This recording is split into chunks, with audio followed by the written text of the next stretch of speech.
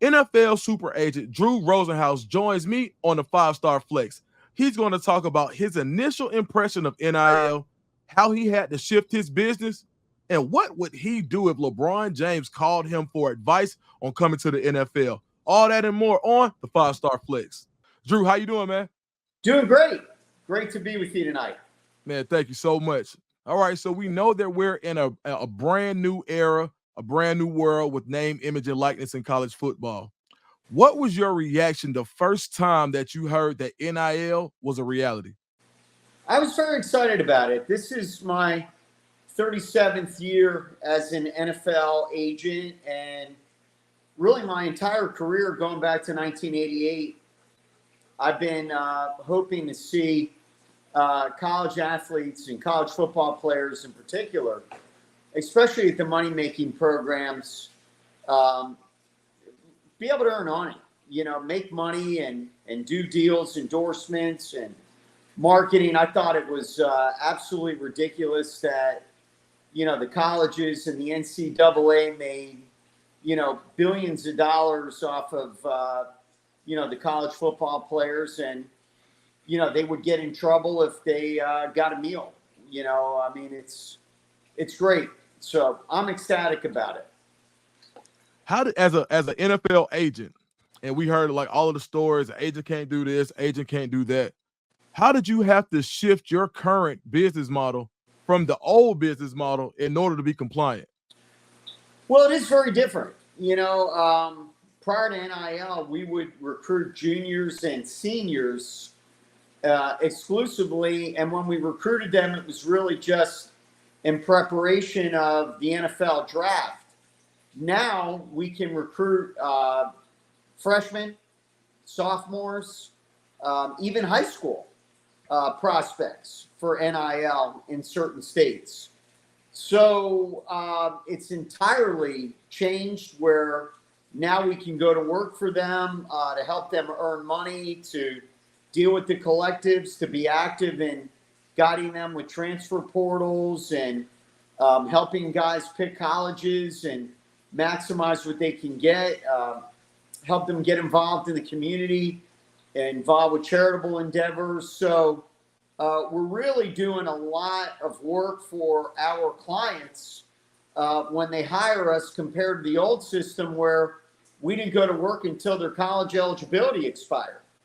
So it's extremely different. What we've done at Rosenhaus Sports is we've added an NIL division. So we've added new members to our team on the agent side and on the marketing side because we have the same commitment to our current clients, our veteran NFL clients, but we brought in extra personnel to help us manage our new clients on the NIL front. We certainly didn't want NIL to take away from what we're doing for our current clients in the NFL. So when we look at TV and movies, there's this narrative that there's a contentious relationship between agents and NFL GMs when it comes to business. What's the relationship like between NIL agents and collectives, and is it similar to what people think it may be? Well, to kind of touch on your first point, I think to be a successful NFL agent, you have to work well with the NFL general managers and the team executives if you want to have longevity. You must have the ability to work with all of the teams and the executives and be able to get deals done and represent your clients, not just in negotiations, but trades, and have conversations about injuries and playing time and the relationships with coaches.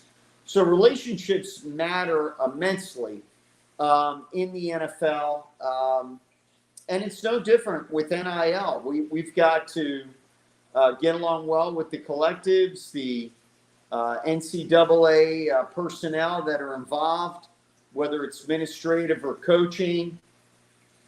I personally am not as involved in the NIL day-to-day as I am with the NFL. My expertise is less on the marketing side and more on the on-field management, vis-a-vis negotiations and, as I mentioned, the management of our professional clients. But from my perspective and everything I've been exposed to, our philosophy is to have a great relationship with the college administrations, the coaches, and the collectives. A win-win type of relationship. What's your opinion on the latest ruling that college athletes can become employees of their colleges? Well, I think that would be great. And then that would allow college athletes to unionize. It would allow for a more structured approach to NIL. What we have right now is a very fragmented system. There's not a lot of rules and regulations. There's not a lot of, I think, structure. I believe in NIL, and I think it's great for everyone involved. But I do think that there needs to be structure, that all colleges in major conferences should operate with a salary cap like we have in professional sports. And I think structure would be great to give everybody a fair shot at being competitive. And we're not just seeing the collectives with the deep pockets dominate recruiting. It would be outstanding to see more of a level playing field and everybody operate within the same rules and structure. From last year's playoffs, you saw Michigan, who's not really seen as this NIL giant, come out on top. They beat Alabama. You had Georgia there. You have multiple teams there. How much do you think NIL has? How much impact do you think NIL has on the product that colleges are putting on the field? Well, right now, I think it's huge. If you're not successful with NIL, you're not going to field a winning football team. If you cannot recruit with NIL, with the collective signing top players out of high school, with your transfer portal, I think it's virtually impossible to compete.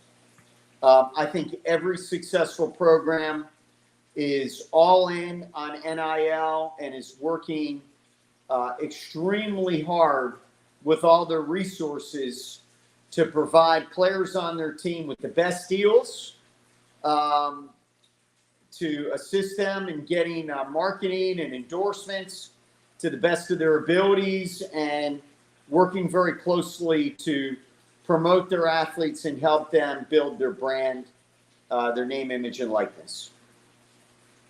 Drew, from Antonio Brown to T.O. to Michael Irvin to now Tyreek Hill, you've had some of the biggest personalities ever in the NFL. Of all of your clients, including those I just said, who do you think would have garnered the most money in NIL? It's a good question. I have to say Rob Gronkowski. Rob is such a colorful personality.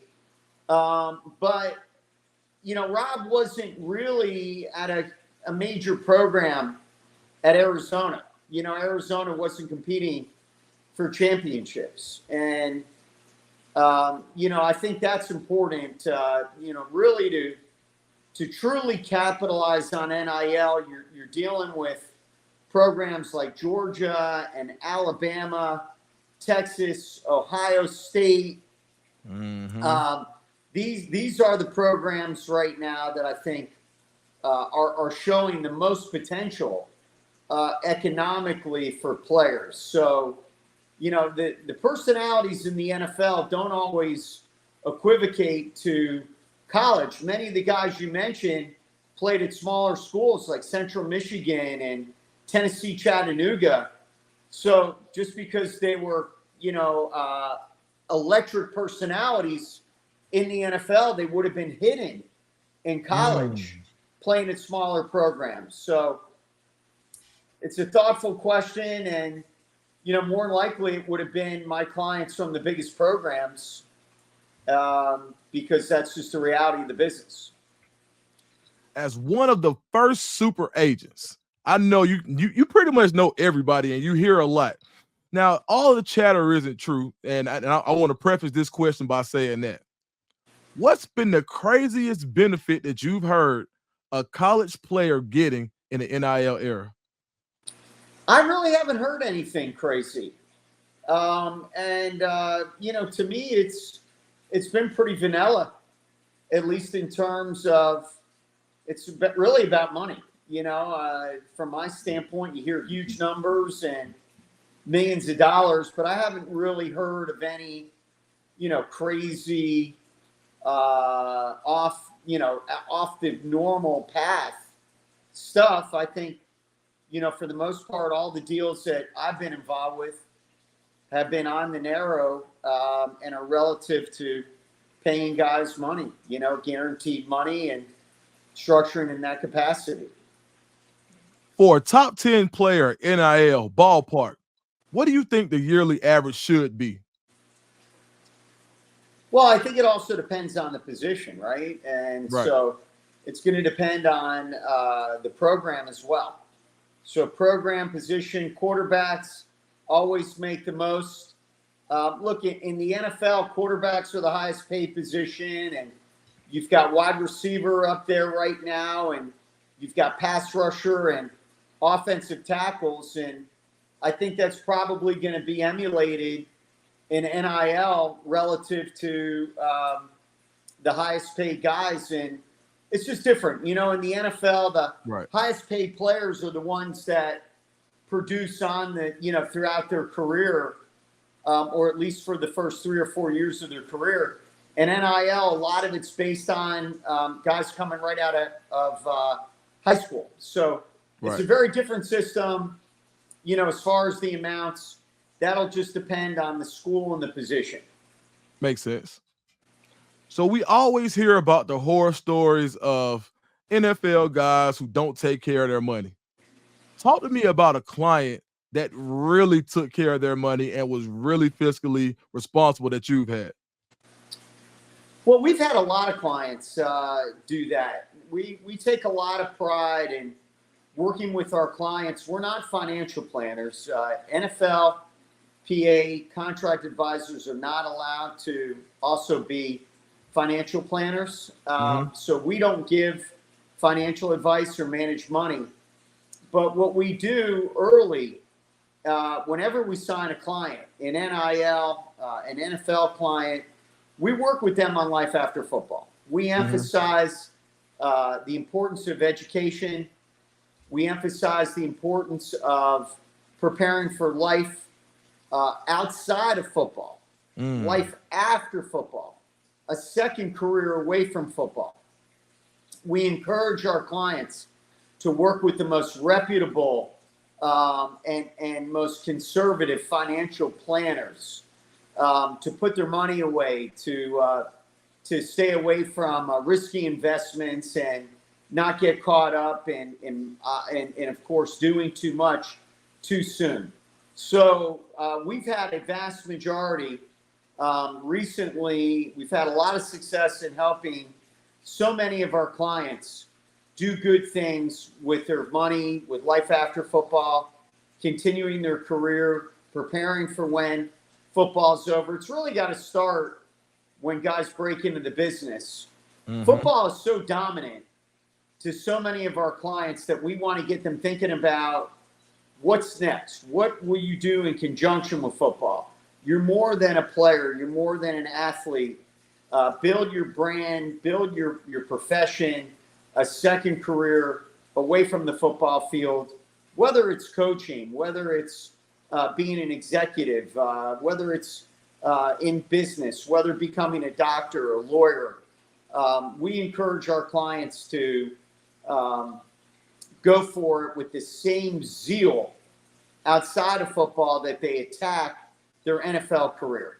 Because most guys are going to be done by the time they're 30, if they're lucky. They've got the rest of their life to do things away from on the field activities and actually playing. So we invest a lot of our time and resources at Rosenhaus Sports to help our clients tackle that. What good does it do to be a first-round pick, to get a huge contract, to play for tens of millions, if not hundreds of millions of dollars, and then you just don't have much to show for it when football's over, or you're not happy, or you're not well adjusted, or your family falls apart because you're not thinking about life after football. So we have a tremendous focus in our firm to work with guys in that capacity. Speaking of sound financial decisions, how much have you seen NIL impact potential NFL draftees who may not have to rush a decision because they're already making money? It's very prevalent right now. There are a lot of guys that return to school that we were talking to on an NIL basis. Many guys decided to stay. They were making hundreds of thousands of dollars. They felt like they needed more time to develop on and off the field. Felt like another year of education, more growth personally, professionally would benefit them before tackling the NFL draft. One of the great residuals of NIL is we're seeing fewer players enter the draft as underclassmen and more players fully taking advantage of the college experience, developing from a maturity standpoint, both in terms of on the field and off the field. I think it's tremendous. We're seeing fewer players come out early that go late or go undrafted. Really what we hope is we get into a system where the players who come out early are drafted in the first 3 rounds, and everyone else does well enough in NIL to stay in school and build their career and hopefully become a higher draft pick the following season, or at least set themselves up to have more success in the NFL. The NFL is such a tough business. It's so demanding. It's a huge step up from college football in every capacity that I certainly encourage players to maximize their college experience and make sure they're absolutely ready, physically, mentally, spiritually, maturity-wise, before entering the draft. And now players don't have to run into the NFL because they need money to help their families or they're hurting for money. They can take care of that by staying in school and continuing to develop on a college level and continue to be a student and get their degree. Those are all really good things. All right, now we did all the serious stuff. Let's have a little fun. Drew, I see the Miami Hurricane helmet in the back. What Hurricane team was the best one ever? Which was the most talented? And are they the same? You know what? I don't want to anger a lot of my clients because we've represented Hurricanes over the last, 3 decades. And we also have Duke behind me. So my background is I went to undergrad at the University of Miami, and I went to Duke for law school. While I was at the University of Miami, that was 1984 through 1987, and I went to Duke Law School from 87 and 90. And I can tell you, while I was at the University of Miami, one of the reasons I was able to break into the agent business is they had so many great players. 84 to 87, they were competing for national championships. They rarely lost games. They were absolutely dominant at home. You couldn't even think about beating them at the Orange Bowl. And I became very friendly with a lot of guys on that football team, many of which impacted my decision while I was at Duke Law School to veer off from, becoming a lawyer or an attorney, and rather became a sports lawyer as an NFL agent. So I did graduate from Duke Law School, but it was the University of Miami football players that got me into this business, and that era from 84 to 87 was unbelievable. Okay. Now, I didn't go to Miami, and I'm not going to make anybody mad with my opinion. I think the Willis McGahee team was probably the most talented ever. Okay, listen. Speaking of Willis, he was one of your clients. How did you get him drafted after that horrific knee injury in the championship game? Well, it started off with Willis doing a great job with his rehab, having a wonderful physician in John Uribe, who did the operation, did a marvelous job. He had a great physical therapist named Ed Garabedian. It was really a group effort. My main contribution was obviously my ability to work the teams and get them comfortable with Willis's physical condition and his future. Wanted everyone to feel good about the prognosis. I think it was clear that Willis was not going to play his rookie season and needed to get teams comfortable that he was a legitimate first-round pick, knowing that they weren't going to get any results or impact his first year. And the Bills, they really believed in Willis, and they thought he was going to be a great back, and he certainly turned out to be one of the best backs of his era in the years that he played. He was sensational. So it was a win-win. It worked out great for the Bills, worked out well for Willis, and he went on to do some great things for the Bills and then ultimately the Ravens and then the Broncos as well. Drew, I've heard conflicting stories. I heard that Jerry Maguire was based on you, and sometimes I hear it was based on somebody else. But you were in the movie. How much of Jerry Maguire was really based on your life? You know what? Jerry Maguire is a original script that was written by the director, Cameron Crowe. It was not based on any agent.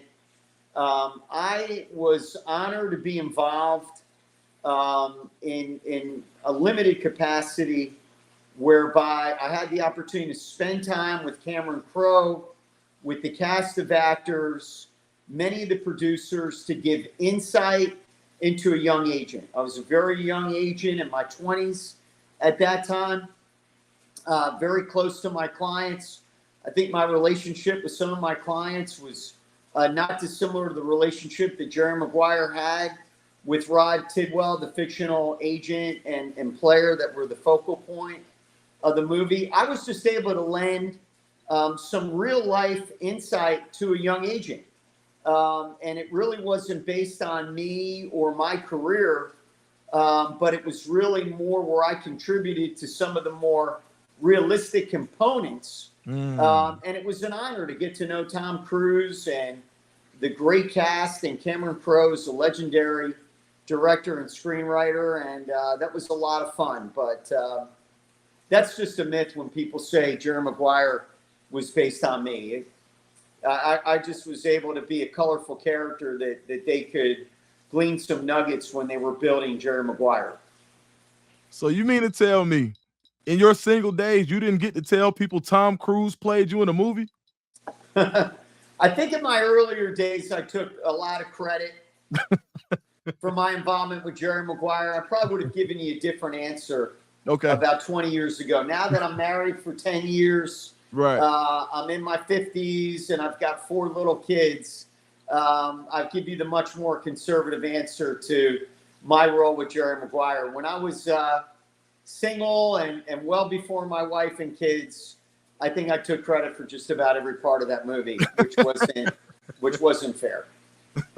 But Drew, the poster's right up there, and it was a lot of fun being involved with that film. All right, Drew, before we get out of here, I know you're primarily an NFL guy. I know you watch a little basketball. All right, listen. Hypothetical scenario. LeBron James calls you tomorrow and says, you know what? I'm tired of the NBA. Can you give me advice on what position I should play in the NFL? What advice would you give him? You know, what I would recommend to LeBron is I think he could be an outstanding move tight end. I wouldn't use him as an inline tight end, but I would play him like a Travis Kelce. Okay. Where, he would be on the line of scrimmage, but would primarily be a receiving tight end. Nice. I don't have any doubt. Whatever LeBron did, he'd be one of the greats. I certainly think he would have gone down as an all-star tight end. He's so athletic and so tough and competitive and smart that a great football player. You could have lined him up as a big physical receiver. You could have probably played him as an edge rusher or a linebacker, maybe even a deluxe strong safety. LeBron can do it all. He's one of the all-time great athletes of our generation. Regardless of sport, I would have would love to see him play football, and he obviously would have been an incredible client to represent in the NFL. Drew, I can't thank you enough. Hey, where can everybody find you on social media? I am a very simple one on Instagram. I'm @agent. Okay. And I believe on Twitter, it's @Drew J. Rosenhaus. Man, Drew, thanks so much, man. Talk soon, big dog. Yep. Great job, man. Enjoy your program. Keep up the great work.